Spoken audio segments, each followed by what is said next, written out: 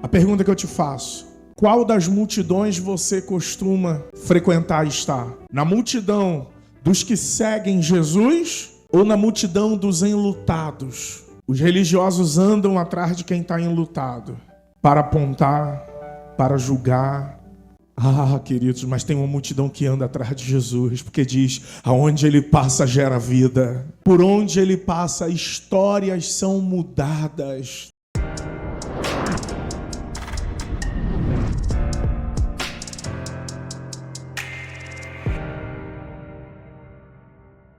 Lucas capítulo 7, por gentileza, nós vamos ler a partir do verso 11. A viúva de Naim. Diz assim o texto bíblico: logo depois, Jesus foi a uma cidade chamada Naim. E com ele iam os seus discípulos e uma grande multidão. Amém? Nós vamos continuar lendo, mas deixa eu esclarecer aqui um ponto. Naim era um pequeno vilarejo que ficava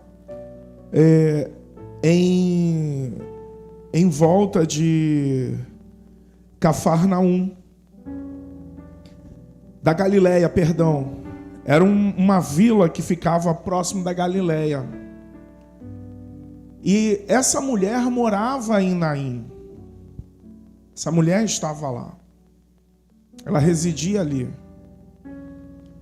E a Bíblia vai nos mostrar que ela era, além de viúva, agora ela estava perdendo o seu filho. Todos nós sabemos que as mulheres, elas sempre tinham uma dependência econômica dos homens. E quando não tinha o marido, quem fazia esse papel era o filho. Só que agora ela está perdendo o filho. Duas coisas essa mulher ela tinha uma certeza: de que ela seria empobrecida, iria ficar provavelmente muito pobre, e que ela seria desprezada, porque já não teria ninguém para ajudá-la. Então o texto bíblico diz que Jesus está indo exatamente para Naim. Eu sempre percebo como Jesus vai ao encontro dos irmãos. Eu fico olhando as nossas histórias e onde haveria de existir luto e dor, Jesus sempre marca o encontro conosco. E ele está indo para aquela cidade. No verso 12, diz assim: ao se aproximar da porta da cidade, estava saindo o enterro do filho único de uma viúva. E uma grande multidão da cidade estava com ela. O que é que nós percebemos? Que a multidão conhecia aquela família. E de alguma forma, essa família ela era querida em Naim. Apesar de sabermos as consequências de uma pessoa que não tem marido e o filho agora está deixando sua mãe, essa mulher, essa família era uma família querida em Naim. Porque a Bíblia diz que havia uma multidão na porta acompanhando a jornada fúnebre. E diz assim o versículo 13: ao vê-la, o Senhor se compadeceu dela e disse: não chore. A Bíblia diz que Jesus se compadeceu daquela mulher. Olha o episódio. Jesus entrando em Naim, cercado por discípulos e uma multidão. Quando chega na porta da cidade, ele encontra uma outra multidão acompanhando o cortejo fúnebre. E rapidamente ele identifica quem era a mãe. Por quê? Porque aquela mulher estava chorando. Aí a Bíblia usa uma expressão que ele se moveu de uma íntima compaixão. Nós já falamos aqui anteriormente, em algum tempo atrás, que compaixão é sentir a paixão do outro. Ele foi empático. Jesus se colocou no lugar daquela mulher. Diferente dos religiosos, que quando vê você na marcha fúnebre, enlutado, sozinho, abandonado, eles ainda mais te julgam. Os religiosos ainda te julgam, dizendo que talvez seja o seu pecado. Olha o que falaram de Jó. Talvez seja o seu pecado que te colocou nessa situação. Talvez seja os teus erros que te trouxe até aqui. Mas a Bíblia diz que Jesus, diferente dos religiosos, ele se moveu de uma íntima compaixão, foi até aquela mulher e disse: não chore. Talvez hoje você esteja vivendo dias de luto. Talvez alguém que esteja me assistindo em casa, acompanhando esse culto, esteja em luto. Mas eu quero te dizer que quando Jesus vai ao teu encontro, ele se move de uma íntima compaixão. Ele se coloca no seu lugar e ele te diz: não chore. O texto bíblico exato diz: o choro do homem pode durar uma noite, mas pela manhã ele traz alegria ao seu coração. Hoje você chegou aqui, pode ser até com choro, com lágrimas, pelo seu luto, talvez projetos que sucumbiram. Quem sabe você perdeu sua mãe. Eu hoje estava com a Priscila vendo um filme. A gente estava almoçando e vendo um filme que acabou de lançar, baseado em fatos reais. Um casal de pastores americanos que decidiram adotar crianças órfãos. E a história era variada. Muitas crianças que perderam pai e mãe ficaram enlutados. Alguns que se tornaram objeto de abuso. E as histórias se repetiram, mas o casal de pastores se moveu de uma íntima compaixão e acolheram várias crianças. E aquilo foi um mover que estimulou toda a comunidade. Praticamente aquele vilarejo todo se envolveu na adoção de várias crianças que estavam sem pai, órfãos, sem mãe, órfãos. E eles abraçaram e acolheram. Veja se não é similar quando Deus enche o teu coração de uma íntima compaixão por alguém que está atravessando um dos seus momentos difíceis da vida. E o Senhor te usa para alcançar essa pessoa e falar para ela: não chore, porque Deus está contigo. Hoje eu quero te encorajar a ser resposta de Deus na vida de alguém. Eu quero te encorajar a ser resposta da parte de Deus para alguém. Você vai sair daqui hoje, vai ligar para alguém e dizer: não chore, porque Deus é contigo. Amém? E a Bíblia diz, no versículo 14, depois aproximou-se e tocou no caixão. Uma outra versão diz esquife. E os que carregavam pararam.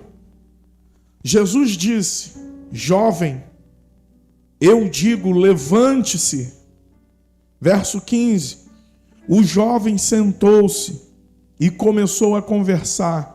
E Jesus o entregou à sua mãe. Eu fico imaginando a cena. O cortejo trazendo aquele corpo do jovem. A mãe chorando. A multidão acompanhando, provavelmente entristecida, porque sabia das circunstâncias, o que iria acontecer com aquela mulher. E Jesus chega e toca no esquife, para a gente começar a conversar. Quando alguém de Israel tocava em quem havia falecido, ele era considerado impuro. Mas diferente, eles não conseguiam olhar para Jesus e ver impureza. Primeiro pelo milagre que aconteceu, que a Bíblia diz que quando ele toca a criança, o jovem, se levanta e senta e começa a conversar com Jesus. Aquilo por si já causa um espanto. Imagine você chegar num velório, tem um caixão, tem um morto. E quando você toca no morto, o morto se levanta e começa a conversar. De todos nós aqui, eu acho que a única pessoa que teve essa experiência foi a Catarina. Vocês já ouviram esse testemunho dela? Já? Uma coisa, eles tinham certeza de que aquele jovem estava morto, porque já estavam no cortejo fúnebre. Mas depois que Jesus toca, aquele jovem se assenta e começa a conversar com Jesus. O que eu aprendo? Eu aprendo que onde Jesus passa, existe um derramamento de vida, ele gera vida. Onde Jesus toca, gera vida, irmãos. É por isso que a Bíblia diz que Jesus veio para dar vida e vida em abundância. Dá uma olhada carinhosa para o seu irmão e diga para ele: talvez tudo que você precise é de um toque de Jesus, para que a vida venha sobre ti e sobre a tua casa. Aleluia! E a Bíblia diz que aquele jovem começa a conversar com Jesus e todos ficam estupefatos, olhando o que está acontecendo naquele lugar. Todos ficam admirados por ver aquele jovem voltando à vida. E aí, irmãos, leia comigo no versículo 16, porque depois de algo tão poderoso que acontece, a Bíblia diz que todos ficaram cheios de temor e louvavam a Deus. E entre aspas, olha o que eles diziam: um grande profeta se levantou dentre nós. Diziam eles: Deus interveio em favor do seu povo. Ele já não estava mais olhando que a vida chegou apenas para aquela mulher na sua casa que estava enlutada, mas ele estava falando: o seu povo foi favorecido. Qual é a segunda lição que eu aprendo? Quando o teu irmão vive um milagre de vida, você também é tocado neste milagre, irmão. Se alegre na vitória do teu irmão. Se alegre no que está para acontecer na vida do teu irmão, porque isso vai ser bênção para você também. Quando você vê Deus abençoando a casa do teu irmão, se alegre, porque é uma forma de Deus também tocar na tua casa. É uma maneira dele tocar na tua vida. Aleluia. E a Bíblia diz: um grande profeta se levantou entre nós, e eles diziam: Deus interveio em favor do seu povo. Versículo 17. Essas notícias sobre Jesus espalharam-se por toda a Judéia e regiões circunvizinhas. E começaram a falar a respeito de Jesus. Jesus virou notícia. Jesus virou notícia no meio do seu povo. Porque o que estava acontecendo era algo extraordinário demais. Uma casa que estava enlutada, já não tinha marido, o jovem da casa morre. Estavam num cortejo e duas multidões se encontram. Discípulos e a multidão que seguia Jesus e a multidão que seguia o cortejo fúnebre. A pergunta que eu te faço: qual das multidões você costuma frequentar e estar? Na multidão dos que seguem Jesus ou na multidão dos enlutados? Na multidão daqueles que ficam testemunhando da morte na vida alheia? Os religiosos, eles não reconheciam Jesus, mas eles reconheciam todos os enlutados. Os religiosos andam atrás de quem está enlutado, para apontar, para julgar, para mostrar as desventuras. Alguns dos religiosos até mesmo para se nutrir da tristeza alheia. Ah, queridos, mas tem uma multidão que anda atrás de Jesus, porque diz, aonde ele passa gera vida. Por onde ele passa, pessoas ressuscitam. Por onde ele passa, histórias são mudadas, transformadas. Alguns de nós aqui éramos mortos e passamos a ter um encontro com Jesus. Preste atenção, queridos, porque nós temos várias lições nesse texto. E eu quero dividir com você essas lições. Quando Jesus interrompe esse cortejo, eu não sei se você teve a curiosidade de ver o contexto bíblico que já vinha acontecendo antes. Leia comigo, por gentileza, do versículo 1. Porque não foi um milagre isolado na vida dessa viúva. Versículo 1. Tendo terminado de dizer tudo isso ao povo, Jesus entrou em Cafarnaum. Ali estava o servo de um centurião doente, quase à morte, a quem seu senhor estimava muito. Antes de chegar na casa, na história da viúva, na entrada de Naim, Jesus encontra um centurião. E o servo do centurião, a quem muito centurião estimava, amava. A Bíblia diz que estava acometido de uma enfermidade à beira da morte. E olha o que o texto bíblico diz, no versículo 3. Ele ouviu falar de Jesus e enviou-lhe alguns líderes religiosos dos judeus, pedindo-lhe que fosse curar o seu servo.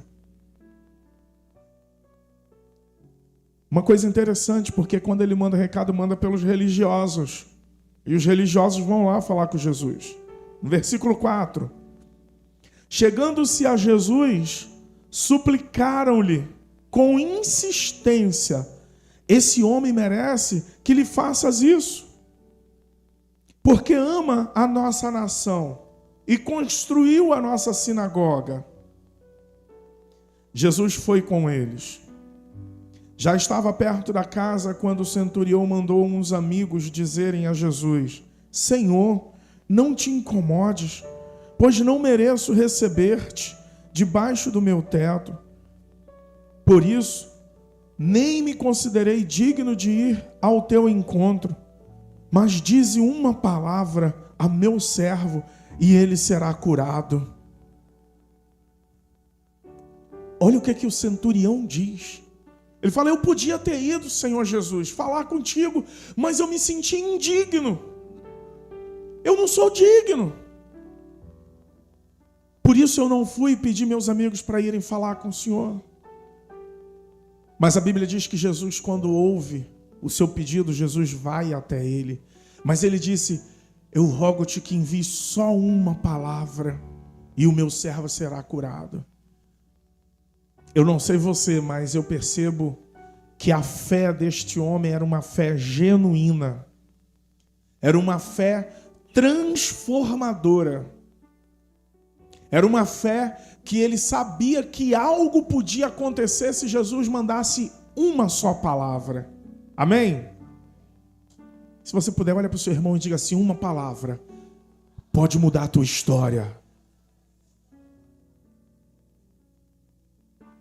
A Bíblia diz: crede no Senhor e sereis salvos. Crede nos seus profetas e prosperareis. Uma palavra pode mudar a história de uma pessoa. E essa palavra pode sair dos seus lábios. Se você falar com fé, em nada duvidando, Deus pode honrar essa palavra.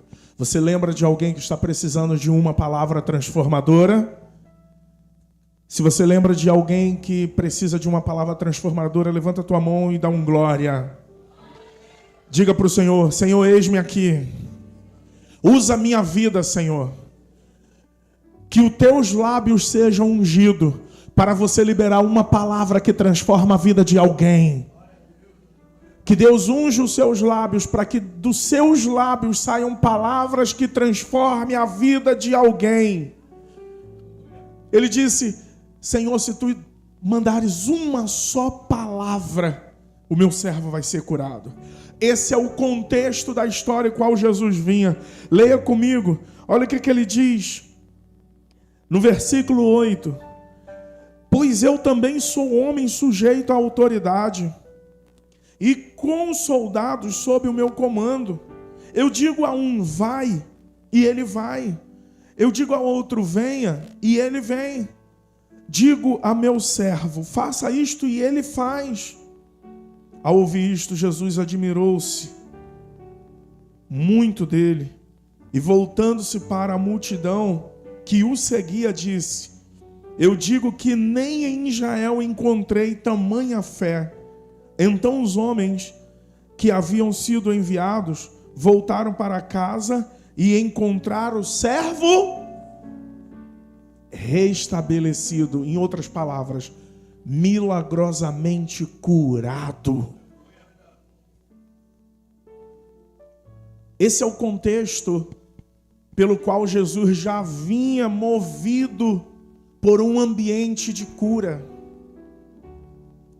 Esse é o contexto em que Jesus andava com seus discípulos, com aquela multidão que o acompanhava. Eles viam de perto o que Jesus vinha fazendo. Então, eles não duvidavam, porque eles já estavam vivendo isso, vendo o que estava acontecendo. É interessante porque quando nós estamos junto com os irmãos, nas células, nos grupos familiares, a gente fala do nível de pastoreio. O primeiro é gerar comunhão. Não tem como viver um ambiente de cura se não houver um ambiente de comunhão. O que é comunhão, irmãos? É ter tudo em comum. Jesus não vai curar os de fora e deixar enfermos de dentro. Para que todos sejam usados em cura, eles não só têm que ver, mas viver, experimentar. E todos eles, quando seguiam Jesus, estavam num ambiente que gerava vida. Não era triste andar com Jesus, irmãos. Não havia tristeza em andar com Jesus. Logo, o ambiente que Jesus criava era um ambiente de crença, de comunhão. Primeiro nível de pastoreio é de comunhão, de um conhecer o outro. Opa, peraí, meu irmão, esse aqui vai orar, porque esse irmão aqui é usado em oração. Não, se tiver que cantar, esse irmão aqui, ele vai fazer o louvor. Isso é ambiente de comunhão, ambiente que se conhecem. Primeiro nível de pastoreio é ambiente de comunhão. Eu não acredito que há bênção fora da comunhão dos santos. Tudo que Jesus fazia, irmãos, estava dentro desse ambiente de comunhão. É por isso que nós falamos para os irmãos, não falte a célula. Porque é naquele ambiente de comunhão que Deus vai operar milagre. É naquele ambiente de comunhão que Deus vai te fazer conhecido e suas necessidades ser supridas. Mas lembra que nós lemos do texto da leitura de hoje de Juízes, capítulo 17, verso 4. Cada um fazia o que dava em sua mente. Isso não é ambiente de comunhão. Primeiro nível de pastoreio é ambiente de comunhão. Segundo, ambiente de cura. Jesus, ele fazia questão que seus discípulos andassem com ele. Por quê? Porque iam ver curas e iria criar fé no coração deles. Eu vou falar uma coisa contigo. Eu gosto muito de andar com gente que tem uma palavra de fé e ousadia. É ruim quando você anda com pessoas que ela duvida de tudo. Não, eu creio, meu irmão, que Deus pode abrir uma porta de emprego para o seu esposo, para o seu filho. Ah, será que vai abrir? Está tão difícil a coisa, pastor. Ai. Essa pessoa precisa andar num ambiente onde ela veja Deus agindo. Não, irmão, não, eu creio. Meu irmão, eu creio. Eu creio sim, porque Deus fez na minha vida. Ele já abriu portas tremendas para mim, então eu creio que Deus é um Deus que pode abrir porta. Jesus andava com seus discípulos e no meio dos discípulos aquele ambiente era preparado para que a qualquer momento acontecesse uma cura milagrosa. Primeiro nível de pastoreio é trabalhar a comunhão dos santos. Segundo, trabalhar a crença, a fé. E é importante que você ande com os irmãos que tenha mais fé, se for possível, que você. Porque você vai ver o que Deus está fazendo. Isso desperta fé no coração de quem vê, quem está vivendo aquilo ali. Amém, irmãos? Perceba que Jesus sempre estava com os discípulos e tudo que ele ia fazer do lado de fora antes era precedido de um ambiente de fé, de preparo que havia entre eles. Aquela multiplicação dos pães e dos peixes, ele manda os discípulos pegarem. Tudo que tinha o sobrenatural, Jesus permitia que os seus discípulos acessassem isso. Então, terceiro, irmãos, primeiro, um ambiente de comunhão. Segundo, um ambiente de fé. Terceiro, um ambiente de milagre. Ele ia andando e ele experimentava as pessoas, porque o ambiente de milagre é precedido de abrir mão de alguma coisa. Jesus falava: deixe tudo e siga-me. Se você quiser viver num ambiente de milagre, um ambiente de glória, um ambiente onde Cristo está direcionando, você precisa abrir mão de algumas coisas pessoais. Não, mas tem gente lá em casa que morreu, tem gente... Jesus disse: deixa os mortos enterrarem os mortos. Não, mas eu acabei de ter um filho, leve no monte e sacrifique.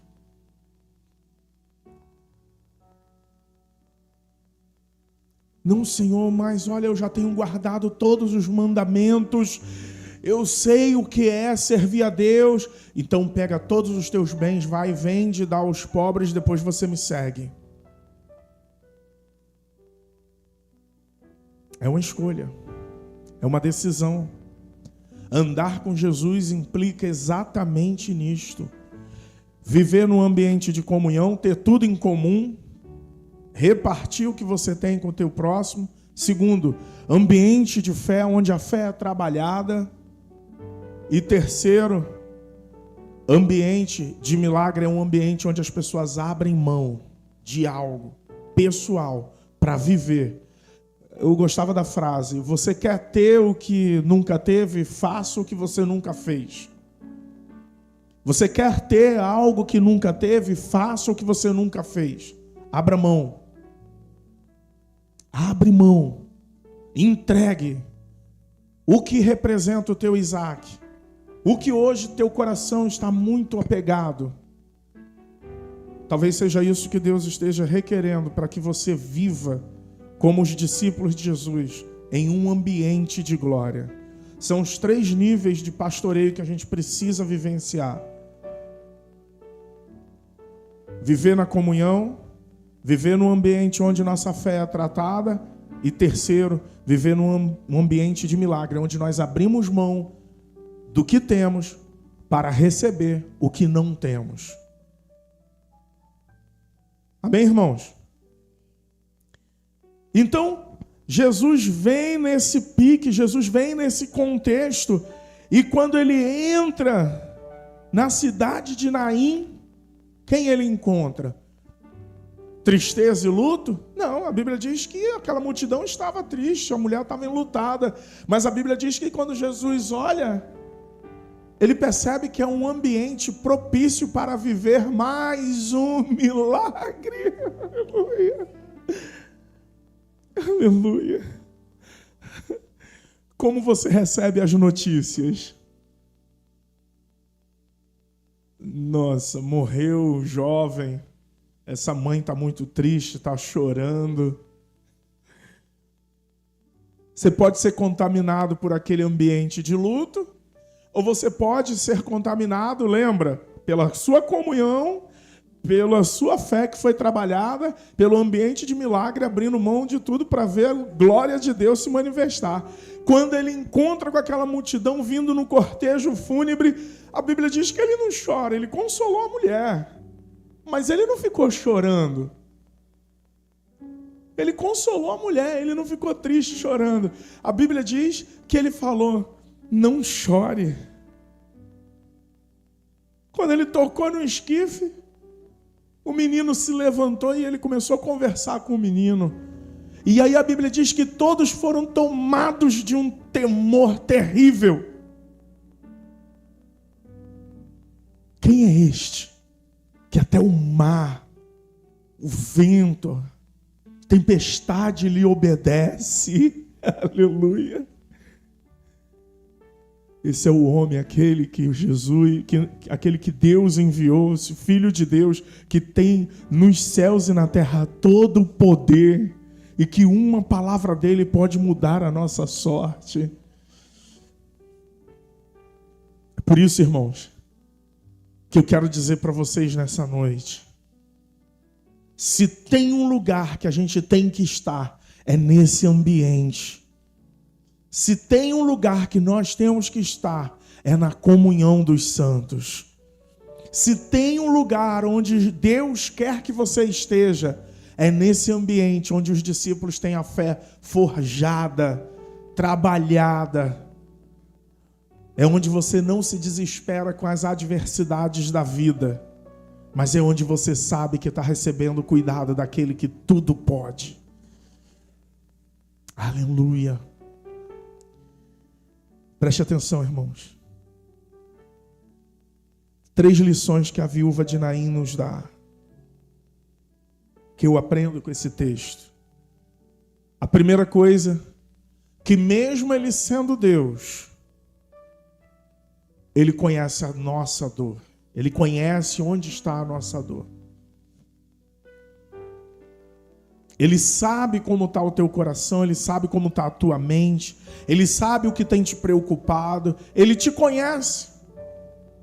Ele te conhece no seu interior. A Bíblia diz que ele se moveu de uma íntima compaixão. Isso quer dizer que ele sabe o que está dentro de você, amém? É a primeira lição que eu aprendo. Em um momento de dor, irmão, confie que Jesus está no controle de tudo. Nivaldo estava aqui falando, dividindo, que alguém cometeu suicídio lá onde ele estava. Normalmente essas pessoas, elas tiram o olhar daquele que tudo pode. E elas querem resolver um problema que talvez já esteja passando de forma definitiva, querem logo resolver. Segunda lição que eu aprendo com essa mulher de Naim, a viúva de Naim. Jesus tem uma compaixão que transforma. A compaixão dele, de se colocar no lugar daquela viúva, transformou a vida daquela mulher. Os medos, os receios, as lutas que ela estava vivenciando, Jesus sabia, conhecia de todas elas.